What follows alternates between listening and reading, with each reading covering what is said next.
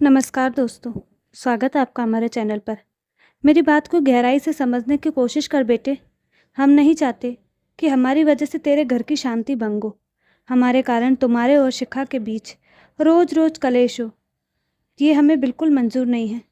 दीनानाथ जी का गला थोड़ा भर्रा गया था, लेकिन उनकी आंखों में एक पिता का स्वाभिमान साफ झलक रहा था।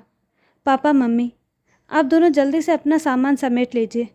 3 बजे तक निकलना सही रहेगा। अगर और देर हुई तो एक्सप्रेसवे के ट्रैफिक में बुरी तरह फंस जाएंगे और रात हो जाएगी। विकास ने अपनी कलाई घड़ी देखते हुए एक व्यापारिक लहजे में कहा। विकास की इस बात को सुनकर दीनानाथ जी का चेहरा एकदम गंभीर हो गया। पास ही बैठी उनकी पत्नी कौशल्या अपनी साड़ी के पल्लू को उंगलियों में लपेटते हुए बेचैनी से अपने पति का मुंह ताकने लगी। उनकी आंखों में घर लौटने की कोई खुशी नहीं थी, बल्कि एक अनजाना सा खौफ तैर रहा था। दीनानाथ जी के साले प्रभाकर जी, जो अब तक चुपचाप खड़े थे, स्थिति की गंभीरता को भांपते हुए बोले, विकास बेटा, अभी तो इन्हें यहाँ आए हुए बेमुश्किल 20 दिन ही हुए हैं।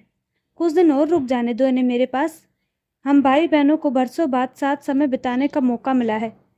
विकास ने एक हल्की सी बनावटी मुस्कान चेहरे पर लाते हुए कहा, मामा जी, 20 दिन कम नहीं होते, और फिर मैं कौन सा इन्हें हमेशा के लिए ले जा रहा हूँ। अगली बार फिर चक्कर लगवा दूंगा। अभी मुझे ऑफिस में लगातार कॉल्स आ रहे हैं। सोमवार से मेरी एक ज़रूरी मीटिंग है। दीनानाथ जी ने एक गहरी सांस ली। उन्होंने पास रखी मेज़ से अपना चश्मा उठाया, उसे साफ किया और पहनते हुए बहुत ही शांत लेकिन दृढ़ आवाज़ में कहा, हम अभी तुम्हारे साथ नहीं चल रहे हैं विकास। दीनानाथ जी के इस सीधे इनकार से विकास को चौंका दिया। उसके माथे पर सिलवटें पड़ गई और उसकी आवाज़ में खींच साफ झलकने लगी। क्यों पापा, क्या आप अब भी उस दिन वाली बात को लेकर मुंह बुलाए बैठे हैं? मैंने सोचा था यहाँ आकर आपका गुस्सा शांत हो गया होगा। मेरी बात को गहराई से समझने की कोशिश कर बेटे। हम नहीं चाहते कि हमारी वजह से तेरे घर की शांति भंग हो। हमारे कारण तुम्हारे और शिखा के बीच रोज रोज कलेश हो, ये हमें बिल्कुल मंजूर नहीं है। दीनानाथ जी का गला थोड़ा भर्रा गया था, लेकिन उनकी आंखों में एक पिता का स्वाभिमान साफ झलक रहा था। अरे पापा, पति पत्नी के बीच इस तरह की नोकझोंक तो चलती ही रहती है। घर है तो बर्तन खड़केंगे ही। शिखा का स्वभाव थोड़ा तेज जरूर है, पर वह दिल की बुरी नहीं है। इन छोटी छोटी बातों का बतंगड़ बनाकर आपका अपना घर छोड़कर यहाँ मामा जी के पास आकर बैठ जाना कोई समझदारी की बात नहीं है। समाज में लोग क्या कहेंगे कि मेरा बेटा मुझे अपने साथ नहीं रखता। विकास ने अपनी झूठी सामाजिक प्रतिष्ठा का हवाला देते हुए बात को टालना चाहा। दीनानाथ जी इस बार अपनी जगह से उठ खड़े हुए हैं। उनकी आंखों में से वो दर्द था जो पिछले 1 साल से उनके सीने में नासूर बन चुका था। तू उसे छोटी बात कहता है विकास? जिस घर को मैंने अपनी पूरी जिंदगी की गाढ़ी कमाई से बनाया, उस घर में मुझे और तेरी माँ को एक कोने में पड़े पुराने फर्नीचर की तरह महसूस करवाया जाता है। क्या ये छोटी बात है? जब तेरी माँ सुबह उठकर अपनी मर्जी से एक कप चाय भी नहीं बना सकती क्योंकि शिखा को रसोई में उनका जाना पसंद नहीं है, तो क्या ये छोटी बात है?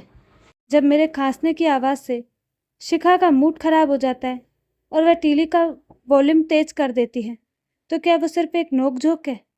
कमरे में सन्नाटा छा गया। कौशल्या जी की आंखों से आंसू छलक पड़े और उन्होंने अपना चेहरा पल्लू से ढक लिया। प्रभाकर जी ने भी अपनी नज़रें झुका ली। विकास अवाक रह गया, क्योंकि आज उसके पिता ने वो कड़वा सच सबके सामने रख दिया था जिस पर वह हमेशा पर्दा डालने की कोशिश करता था। दीनानाथ जी ने अपनी बात जारी रखी। बेटा, हम बूढ़े जरूर हुए हैं, लेकिन हमारे अंदर का इंसान अभी मरा नहीं है। जब औलाद बड़ी हो जाती है और अपने पैरों पर खड़ी हो जाती है, तो माता पिता को उनसे पैसों की या किसी ऐशो आराम की ज़रूरत नहीं होती। उन्हें सिर्फ 2 मीठे बोल और सम्मान की दरकार होती है। तुम्हारे घर में हमें एसी वाले कमरे में ज़रूर रखा गया था, लेकिन उस कमरे की ठंडक ने हमारे दिलों को जमा दिया था। शिखा के वो ताने, उसका वो हमें देखकर मुंह बनाना और तेरा सब कुछ देखकर भी खामोश रहना, ये सब हमें हर रोज़ अंदर ही अंदर मार रहा था। विकास ने सफाई देने की कोशिश की। पापा, आप गलत समझ रहे हैं। शिखा ऑफिस के काम से थक जाती है, इसलिए कभी कभी चिड़चिड़ी हो जाती है। मैं उसे समझा दूंगा। नहीं विकास, दीनानाथ जी ने हाथ जोड़ दिए। तुझे अपनी पत्नी को कुछ भी समझाने की ज़रूरत नहीं है। हम तेरे और उसके बीच की दीवार नहीं बनना चाहते। एक बार अपनी औलाद का घर बसता हुआ देखना चाहते हैं, उजड़ता हुआ नहीं। हमने तय कर लिया है कि अब हम तुम्हारे साथ उस घुटन भरे माहौल में नहीं लौटेंगे। और हाँ, हम प्रभाकर के पास भी हमेशा नहीं रहने वाले। कल ही मैं अपने गांव वाले पुश्तैनी मकान की चाबियां मंगवा रहा हूँ। वहाँ की आबो हवा और मिट्टी में वो सुकून है जो तुम्हारे शहर के उस बड़े से फ्लैट में नहीं है। मेरी पेंशन से हमारा गुजारा आराम से हो जाएगा। पापा, आप जिद कर रहे हैं। गांव में मेडिकल सुविधाएं नहीं हैं। आप दोनों बीमार पड़ गए तो कौन देखेगा? विकास ने अपनी आखिरी दलील पेश की। कौशल्या जी ने अपने आंसू पोंछे और पहली बार बीच में बोलते हुए कहा, बेटा, शरीर की बीमारी का इलाज तो डॉक्टर कर देगा, लेकिन मन को जो रोज़ गाँव मिलते हैं उनका इलाज कौन करेगा? हम गाँव में रूखी सूखी खा लेंगे, लेकिन कम से कम सम्मान के साथ जी सकेंगे। तू अपनी ज़िंदगी में खुश रह, यही हमारा आशीर्वाद है। विकास समझ गया था कि आज उसके माता पिता का फैसला अटल है। वह हमेशा सोचता था कि बुढ़ापे में माता पिता लाचार हो जाते हैं और उन्हें हर हाल में बच्चों के आश्रित ही रहना पड़ता है। लेकिन आज दीनानाथ जी ने यह साबित कर दिया था कि जब बात आत्मसम्मान की हो तो एक कमज़ोर शरीर वाला बूढ़ा पिता भी दुनिया के सबसे बड़े प्रलोभनों को ठोकर मार सकता है।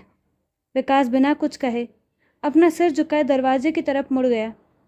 दीनानाथ जी ने गहरी सांस ली, जैसे उन्होंने अपने कंधों से एक बहुत बड़ा बोझ उतार दिया हो। आज उन्होंने एक शानदार फ्लैट की सुविधाओं को छोड़कर अपने स्वाभिमान का एक नया आशियाना चुन लिया था। तो दोस्तों, आपको कहानी कैसी लगी? अपनी राय कमेंट बॉक्स में ज़रूर दें और साथ ही हमारे चैनल को लाइक शेयर सब्सक्राइब करना ना भूलें। धन्यवाद।